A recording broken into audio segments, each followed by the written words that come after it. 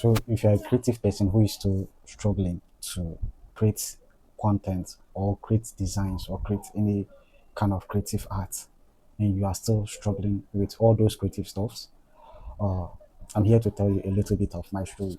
I started this creative thing in, let me say, 3 years now. 3 years now. I'm still checking things out. I'm still like buying courses day and night. So if you are someone who is starting now and just think the next day or the next morning you will blow, I'm here to tell you the truth. It's not that way.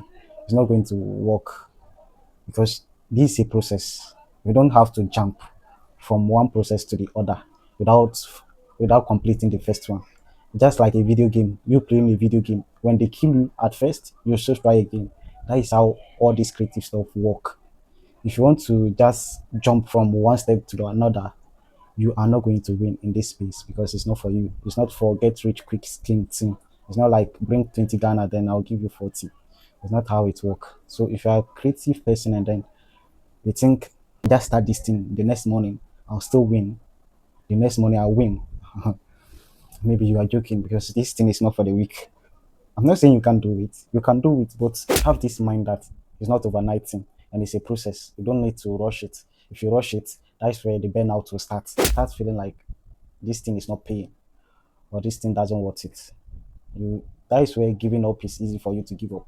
So if you are creative, know that it's a process and you need to pass through the process. Learn to endure whenever it's hard. It's not going to be smooth. Nothing is smooth in this world, though.